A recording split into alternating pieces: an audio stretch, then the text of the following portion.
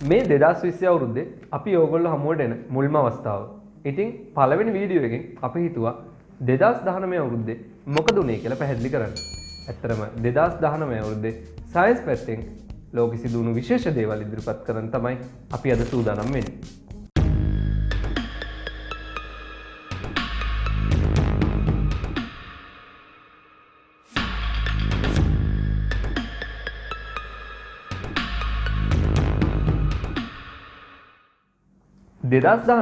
ජනවාරි මාසේ 3 වෙනිදා චීනය සමත් වුණා ප්‍රථම වතාවට චන්ද්‍රයාගේ අඳුරු ප්‍රදේශයට යානාවක් ගොඩබස්සන්න. චොං කියන අභ්‍යවකාශ මෙහෙයුම යටතේ යානා දෙකක් චන්ද්‍රයා මතට ගොඩබස්වන්න චීනය සමත් වුණා. චොං කියන්නේ චීන භාෂාවෙන් චන්ද්‍ර දේවතාවිය කියන එක. චන්ද්‍රයාගේ අඳුරු ප්‍රදේශයට ගොඩ බැහැපු චොං 4 කියන අභ්‍යවකාශ රෝවරේ බලාපොරොත්තුව තමයි චන්ද්‍රයාගේ මතුපිට පෘෂ්ඨයේ ස්වභාවය අධ්‍යයනය කිරීම.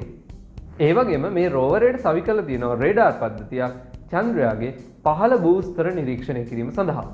එසේම මේ මෙහෙයුමේ බලාපොරොත්තුවක් තමයි චන්ද්‍රයාගේ මීට පෙර ඡායාරූප ලබා නොගත් ප්‍රදේශවල ඡායාරූප රැසක් එක්රැස් කර ගැනීම. මේ මෙහෙයුම යටතේ ඔවුන් එකතු කරන දත්ත වලින් බලාපොරොත්තු වෙනවා අනාගතයේදී වඩාත් ආරක්ෂිතව චන්ද්‍රයාගේ පෘෂ්ඨය මතට ගොඩබස්සන්න පුළුවන් වෙයි කියලා. ඒ වගේම පසුගිය අවුරුද්දේ සිද්ධ වෙච්ච තවත් සුවිශේෂී සිද්ධියක් තමයි ලෝකයේ ප්‍රථම වතාවට බ්ලැක් හෝල් එකක ඡායාරූපයක් අන්තර්ජාලයට නිකුත් වීම. මේ සිද්ධිය වුණේ 2019 අප්‍රේල් මාසේ 10 වෙනිදා. M87 කියන ගැලැක්සියේ තමයි මේ බ්ලැක් හෝල් එක පිහිටලා තියෙන්නේ. මෙහි විශාලත්වය අපේ සූර්යයාගේ ස්කන්ධය වගේ බිලියන 6.5 ගුණයක්. මේ බ්ලැක් හෝල් එක පිහිටලා තියෙන්නේ පෘථිවියේ ඉඳන් ආලෝක වර්ෂ මිලියන 55ක් පමණ දුරින්. ඉතින් මේ බ්ලැක් හෝල් එක ගැන වැඩි විස්තර දැනගන්න පුළුවන් ඕගොල්ලන්ට අපේ කලින් වීඩියෝ එක බලුවනම්. ඒ වගේම පසුගිය වසරේදී පරිගණක තාක්ෂණය සම්බන්ධයෙන් නව සොයාගැනීමක් සිද්ධ වෙනවා. ඒ තමයි මෙච්චර කල් භාවිතා කරපු සිලිකන් චිප් වෙනුවට කාබන් නැනෝ ටියුබ් වලින් හදපු අලුත්ම චිප් වර්ගයක් විද්‍යාඥයන් විසින් හඳුන්වලා දෙනවා. තවමත් මේක වෙළඳ පොළට නිකුත් කිරීමට තරම් දියුණු මට්ටමට අවිලා නැහැ. හැබැයි දැනට සොයාගෙන තියෙන විදියට සිලිකන් චිප් එකක් පරිභෝජනය කරන ශක්තියෙන් 3න් 1ක් පමණ අඩු ශක්තියක් පරිභෝජනය කළා එම කාර්යය ඒ විදියටම මෙම කාබන් නැනෝ ටියුබ් චිප් වලට සිද්ධ කරන්න පුළුවන්. අතීතයේදී ට්‍රාන්සිස්ටරය සොයා ගැනීමත් එක්ක පරිගණක තාක්ෂණයේ ශීඝ්‍රයෙන් දියුණු වුණා වගේ විද්‍යාඥයෝ දැනට විශ්වාස කරනවා මේ කාබන් නැනෝ ටියුබ් චිප් එක්ක පරිගණක විද්‍යාව නව ආරම්භයක් ගනීවි කියලා. අලුත් පරම්පරාවක් විදියට. ඒ වගේම පරිගණක ක්ෂේත්‍රයේ ඉතාමත් සුවිශේෂී දෙයක් තමයි ගිය අවුරුද්දේ ඔක්තෝබර් මාසේ Google ආයතනය විසින් ප්‍රකාශයට පත් කරේ. ඒ මොකද්ද? සාමාන්‍යයෙන් අපි පාවිච්චි කරන්නේ ඩිජිටල් කම්පියුටර්. එතකොට අපි ගණනය කිරීම සඳහා භාවිතා කරන්නේ බයිනරි. ඒ කියන්නේ එක බිංදුව. නමුත් මේ වෙනකොට ලෝකේ භාවිතා වෙනවා සුළු කිරීම සඳහා කියුබිට්. ඒ කියන්නේ එක බිංදුව සහ ඒ අතරමැදි අවස්ථාවක්.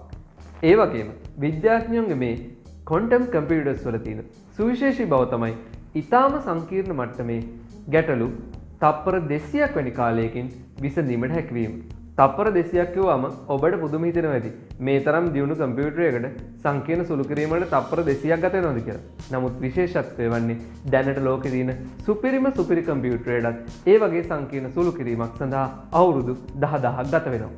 2019 මැයි මාසේ 20 වෙනිදා තවත් සුවිශේෂී සිද්ධියක් වෙනවා. ඒ තමයි අපි භෞතික විද්‍යාවේදී මිනුම් කටයුතු සඳහා භාවිතා කරන මූලික භෞතික රාශි 7 අර්ථ දැක්වීම වෙනස් වෙනවා. සුවිශේෂීම සිද්ධිය කිලෝග්‍රෑමයේ අර්ථ දැක්වීම වෙනස් වීම. මීට පෙර තිබුණේ කිලෝග්‍රෑම් එකක් සඳහා අන්තර්ජාතික ප්‍රතිරූපකයක්. ඔවුන් ප්ලැටිනම් සහ ඉරිඩියම් කියන ලෝහ වලින් හදපු කිලෝග්‍රෑම් එකක නිදර්ශකයක් තමයි තැන්පත් කරලා තිබුණේ. නමුත් ගිය අවුරුද්දේ මැයි මාසේ 20 වෙනිදා ඉඳන් කිලෝග්‍රෑමයේ අර්ථ දක්වන්නේ ප්ලාන්ක් නියතය ඇසුරෙන්. පසුගිය වසරේ චීනය වගේම ඉන්දියාවත් උත්සාහ කරනවා චන්ද්‍රයා තරණය කිරීමට. ඉන්දියානු අභ්‍යවකාශ පර්යේෂණ මධ්‍යස්ථානය චන්ද්‍රන් 2 මෙහෙයුම යටතේ අභ්‍යවකාශ යානාවක් පසුගිය වසරේ ජූලි 22 වෙනිදා පෘථිවියෙන් නිකුත් කරනවා. එය අගෝස්තු මාසේ 20 වෙනිදා වෙනකොට චන්ද්‍රයා වටේ කක්ෂගත වෙනවා. ඒ සංනිවේදන සබඳතා බිඳ වැටීමත් එක්ක මේ අභ්‍යවකාශ යානය ඉන්දියාවේ පාලනයෙන් නිදහස් වෙලා මෙහෙයුම අසාර්ථක වෙනවා. ඒ වගේම පසුගිය වසරේ සැප්තැම්බර් මාසේ රොබර්ට් විරෙක් කියන විද්‍යාඥයා හඳුනගන්නවා අමුතුම විදිහේ අභ්‍යවකාශ වස්තුවක්. ඒක සාමාන්‍යයෙන් විශ්කම්භය මීටර 35ත් 165ත් අතර වගේ වෙන දිග මීටර් 100ත් 400ත් අතර වගේ වන සිලින්ඩරාකාර හැඩයක් තියෙන අභ්‍යවකාශ වස්තුවක්. මේක තමයි ප්‍රථම වරට අපේ සෞර ග්‍රහ මණ්ඩලයට පිටතින් ඇතුල් වුණු අභ්‍යවකාශ වස්තුවක් කියලා පිළි අරගෙන තියෙන්නේ. මේක සැප්තැම්බර් මාසේ 9 වෙනිදා අපේ සූර්යයාට ඉතාමත් ආසන්නයෙන් තමයි ගමන් කරේ. මේ අභ්‍යවකාශ වස්තුව හඳුන්වලා තියෙන්නේ ඔව්මුවමුවා කියන නමින්. කොහොම වුණත් නාසා ආයතනයේ සේවය කරන ශ්‍රී ලාංකික විද්‍යාඥයෙක් වන මහාචාර්ය සරත් ගුණපාල මහතා ප්‍රකාශ කරන්නේ මෙය සාමාන්‍ය අභ්‍යවකාශ වස්තුවක් නොව වෙනත් බුද්ධිමත් ජීවීන් පිරිසක් විසින් නිර්මාණය කරන ලද වස්තුවක් කියලයි. ඉතින් අපි අවසන් වශයෙන් කතා කරන්න බලාපොරොත්තු වෙන්නේ 2019 වසරේ නොබෙල් ත්‍යාගලාභීන් ගැන.